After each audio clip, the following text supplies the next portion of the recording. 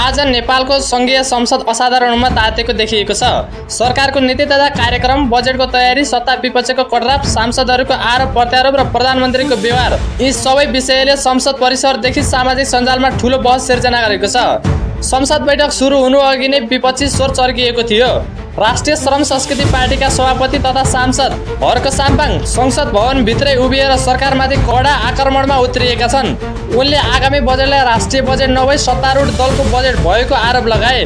विदेशी ऋण किन लियो, किन प्रतिपक्षी दलहरूसँग छलफल गरिएन, 2/3 दम्ब देखाएर देश चलाउन खोजिरहेको हो कि, यस्ता प्रश्नहरू उनले संसदमै उठाएका छन्। साम्पाङले जनताबाट हामी पनि निर्वाचित भएर आएका हौं, सरकार एकलौटी बढ्न मिल्दैन भन्दै बोलिरहँदा सभामुख तर्फबाट उनको समय सकिएको संकेत गरियो।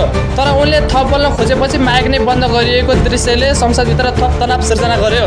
सामाजिक सञ्जालमा कतिपयले यसलाई अभिव्यक्ति दबाउने कार्य भनेका छन् भने कतिपयले संसद भवनको मर्यादा कायम गर्न गरिएको कदमहरूका रूपमा टिप्पणी गरिरहेका छन्।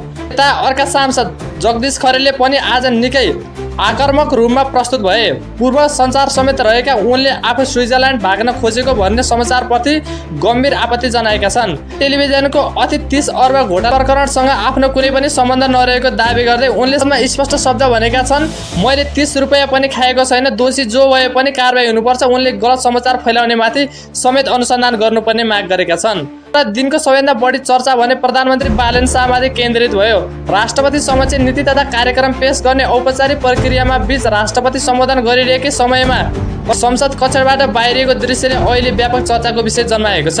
लोकतान्त्रिक संस्कार, संवैधानिक मर्यादा र राज्यको उच्च निकाय बीचको सम्बन्ध यसले प्रश्न उठाएको भन्दै सामाजिक सञ्जालदेखि राजनैतिक विरुद्धमा तीव्र प्रतिक्रिया आइरहेका छन्।